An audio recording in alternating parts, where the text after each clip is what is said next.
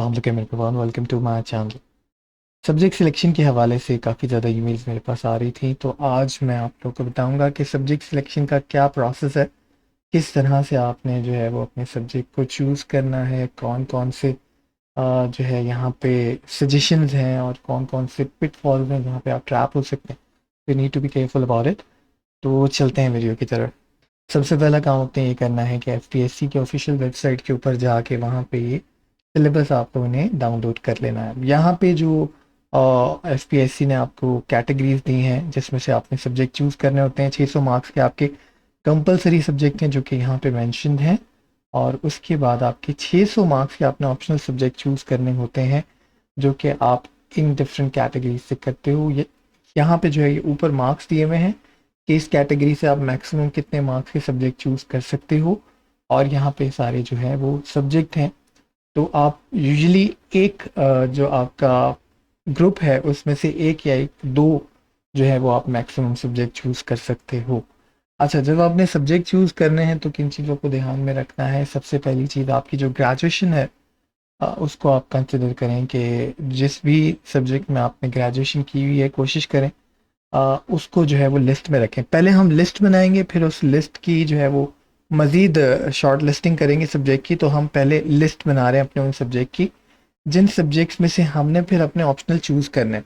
तो सबसे पहला काम आपने क्या करना है कि जिस सब्जेक्ट में आपने ग्रेजुएशन की हुई या ग्रेजुएशन में जो सब्जेक्ट पढ़े हुए हैं वो आपने एक लिस्ट बनाते हुए उनको नोट कर लेना। ठीक है जी, फाइनलाइज नहीं करे अभी हम सिर्फ लिस्ट बना रहे हैं। दूसरी चीज़ आपने देखनी है कि वो सब्जेक्ट जिनमें आपको इंटरेस्ट हो, यानी फॉर एग्जांपल बहुत सारे लोगों को सोशल साइंसेस पढ़ने का इंटरेस्ट होता है, तो वो जो है वो उन सब्जेक्ट्स को भी अपने लिस्ट के अंदर डाल लें। ठीक है। तीसरी चीज़ ये है कि जो एक ट्रेंड होता है ना, देखें हर साल सीएसएस के जो मार्क्स आते हैं, डीएमसीज आती हैं, उसमें आप देखते हैं कि बहुत सारे सब्जेक्ट जो हैं वो हाई स्कोरिंग होते हैं और कि कोई जो है वो लो स्कोरिंग हो रहे होते हैं, कोई टारगेट हुए होते हैं। जैसे अभी लास्ट ईयर पाकिस्तान अफेयर्स का पेपर काफ़ी ज़्यादा टारगेट हुआ, उससे पहले आपको सोशियोलॉजी क्रिमिनोलॉजी टारगेट होता नज़र आया। और अगर आप नोटिस करें तो जेंडर स्टडीज़ पिछले 3 सालों से बड़े अच्छे स्कोर्स दिए जा रहे हैं एस्पायरेंट्स को। तो आपने एक वो लिस्ट भी बना लेनी है कि जी ये हाई स्कोरिंग सब्जेक्ट्स हैं जो कि एस्पायरेंट्स को अच्छे मार्क्स दे रहे हैं, और उसमें वो भी बना लें कि जी ये जो सब्जेक्ट हैं ये टारगेट हुए हैं पिछले कुछ।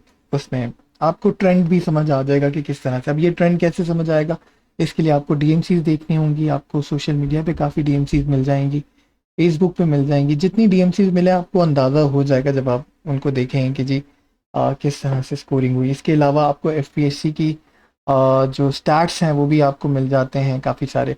ठीक है, ढूंढने पड़ते हैं आपको। अच्छा, ये अब आपकी एक लिस्ट तैयार होगी डिफरेंट सब्जेक्ट की। अब इस लिस्ट को देखते हुए आपने क्या करना है कि आना है और सिलेबस देखना है उन सब्जेक्ट का जो जो आपने लिस्ट बनाई है। फॉर इंस्टेंस किसी एस्पायरेंट ने अपनी लिस्ट में सोशियोलॉजी रखा है तो वो इसका सिलेबस देख ले कि जी सिलेबस इसका जो है वो कंप्लीट आपने देखना है कि ये सिलेबस है और कंप्लीट कवर भी करना है। क्योंकि देखें होता क्या है, ये जो अनकन्वेंशनल पेपर बनते हैं ना, ये जो कहा जाता है कि पेपर टारगेट हो गया, उसमें होता ये है कि वो कोई ऐसा पार्ट उठा लेता है जो यूजुअली पिछले 3-4 सालों में निगलेक्ट हो रहा होता है पेपर के अंदर, और फिर उस पार्ट से वो 60% पेपर बना देता है। तो वो पेपर अनकन्वेंशनल हो जाता है और बच्चे कहते हैं कि पेपर जो है वो आउट ऑफ द सिलेबस आ गया। लेकिन आउट ऑफ द सिलेबस कोई टर्म नहीं होती। ये आपके जो सिलेबस यहाँ गिवन है सीएसएस का, इसके अंदर से ही दिए जाते हैं। हाँ, ये हो सकता है कि कुछ अनकन्वेंशनल टॉपिक्स हो या उसके पूछने का जो एंगल है वो थोड़ा डिफरेंट हो। लेकिन अगर आपने कंप्लीट तैयारी की हो तो ऐसा नहीं होता कि आप 8 में से 4 सवाल जो है वो ऑप्ट ना कर पाए। ठीक है जी। अच्छा, उसके बाद आपने ये सिलेबस देखने के बाद पहली चीज़ तो ये नोट कर ली कि जी हाँ ये सिलेबस जो है वो आप कवर कर सकते हैं। सेकेंड चीज़ आप उसमें ये देखोगे कि जो 5 साल पिछले 5 साल के पेपर हैं वो देखने हैं आपने कि जी पिछले 5 साल में किस तरह से इस सब्जेक्ट को पूछा गया है। कोई बहुत ज़्यादा डिफिकल्ट पेपर तो नहीं बनाया गया इसके। ठीक है, और क्या ट्रेंड है, ठीक है, कितनी दफ़ा ये टारगेट होता है, किस किस साल टारगेट हो चुका है, किस तरह से इस सिलेबस की पूरी हिस्ट्री रही है। उसके बाद तीसरी चीज़ आपने देखनी है उस लिस्ट में कि कौन कौन से सब्जेक्ट आपके ओवरलैप कर रहे हैं। फॉर इंस्टेंस आप अगर सोशल साइंसेस की बात करो, अब सोशियोलॉजी जो है उसमें आप पढ़ते हो कि भाई सोसाइटी किस तरह से इंटरेक्ट करती है। अब इसी से रिलेटेड आपका क्रिमिनोलॉजी है, उसमें क्या है कि आप देखते हो कि जी डेवियंस किस तरह सोसाइटी में क्रिएट होता है। ठीक है, और जो है वो आप किस तरह से सोशल कंट्रोल कर सकते हो। जो सोशल इंस्टीट्यूशंस आप यहाँ पे सोशियोलॉजी में पढ़ते हो उन्हीं का अमल दखल जो है वो क्रिमिनोलॉजी में आप पढ़ रहे होते हो, ठीक है। तो ये दोनों सब्जेक्ट ओवरलैप करते हैं। इसी तरह जेंडर स्टडीज़ जो है वो भी सोशियोलॉजी से काफ़ी ज़्यादा मिलता जुलता है। तो आपने ये देखना है कि कौन कौन से सब्जेक्ट जो हैं वो ओवरलैप हो रहे हैं। तो अगर आप शॉर्ट ऑफ टाइम है तो आपको वहाँ पे टाइम बच जाएगा उसकी प्रिपरेशन करते वक्त। लेकिन एक बात याद रखिएगा, हर सब्जेक्ट जो है उसकी प्रिपरेशन और उसके जो आंसर देने का तरीका है वो डिफरेंट होता है, ठीक है। फॉर एग्जांपल जो आपका करंट अफेयर है वो और इंटरनेशनल रिलेशंस जो है वो काफ़ी ज़्यादा ओवरलैप करता है, ठीक है। लेकिन जो दोनों का आंसर देने का तरीका कार है वो बहुत डिफरेंट है। करंट अफेयर्स में आप करंट डेवलपमेंट की बात करोगे, करंट स्टैट्स की बात करोगे, डिफरेंट रिपोर्ट्स की।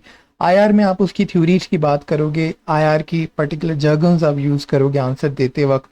उसका एक पूरा एनालिसिस का तरीका है कि जी आपने पर्सनल लेवल पे, फिर स्टेट लेवल पे, इंटरनेशनल लेवल पे कैसे एनालिसिस करना है।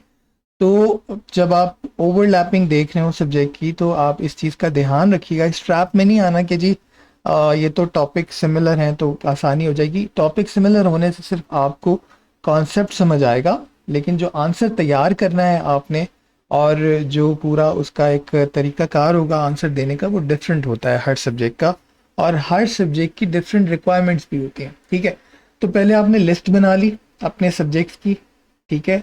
उसके बाद उन लिस्ट को आपने इस बेसिस के ऊपर मजीद जो है वो थोड़ा सा एक बर्ड आई व्यू लेने के बाद, कर्सरी लुक लेने के बाद अब आप डिसाइड करोगे कि भाई फाइनली आपको कौन से सब्जेक्ट चूज करने हैं।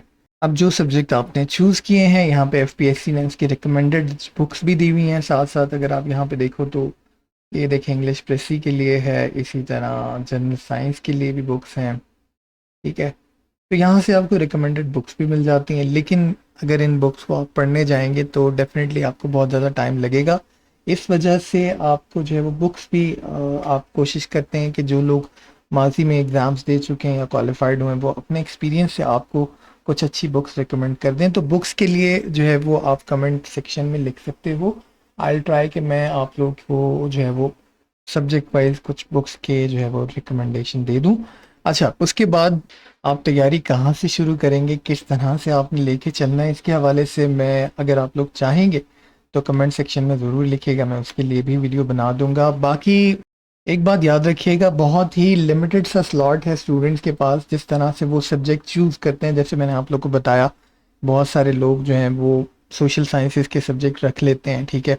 तो वो अगर उसमें से एक भी सब्जेक्ट टारगेट करेंगे तो उन्हें बेसिकली उनके पास आगे 300 सीट्स हैं, 250 300 इतनी सीट्स होती हैं यूजुअली हर साल।